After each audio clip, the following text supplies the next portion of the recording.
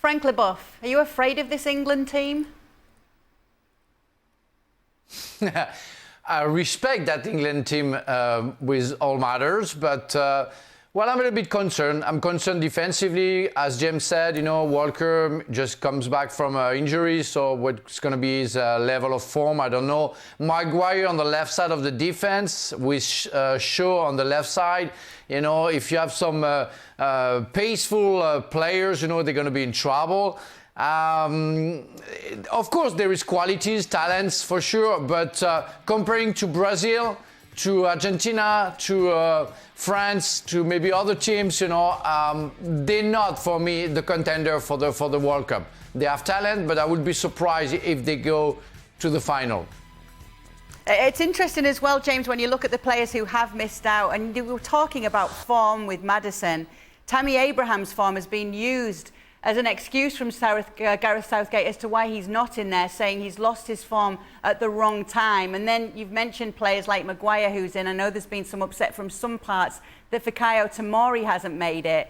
What is the feeling with Southgate's decisions in that aspect? Well, he clearly doesn't rate Italian football very much right now, does he? I think Fikayo Tomori is very unlucky. A pivotal part of a Serie A, the Milan side that's won its first Serie A in 11 years.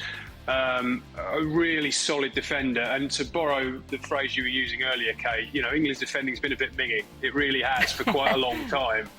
And Tomori was someone who you thought, particularly when Maguire was struggling, you thought this is a real chance for Tomori to come in and play here. So I think he's unlucky. I think Gareth Southgate's probably fair enough to say that Tammy Abraham, you know, 4 goals this season in all competitions, that's probably not enough of a return that he'd want to see from a backup striker for Harry Kane. So I think that one, I mean, I have to say I did think Tammy Abraham would go, but I can understand the reasoning with that a little bit more than Tomori, because I just think Tomori's been so solid and so consistent at such a high level for a long time. But I think it was, the writing may have been on the wall for him to some extent when he didn't play against Italy, in the San Siro. You're sort of thinking what a chance this would have been for Tomori, effectively a home game for him, playing for England. And when he didn't get the nod in that light, I suppose that you started to think that he's probably run out of time here. For so many years, Shaka, we used to hear that more England players need to go abroad. And yes, we've seen Jude Bellingham in this squad announcement. But as we're just talking about, there's 2 players there playing in the Serie A that haven't made it this time around. There's a feeling from some now that maybe if you go abroad, you're not going to be picked by Gareth Southgate, and he is too Premier League biased. It's really hard to explain, as James is pointing out, especially in the case of Tomori. Now, Gareth Southgate has shown that he will show faith with players who've done well by him. He doesn't waver an awful lot, regardless of club form.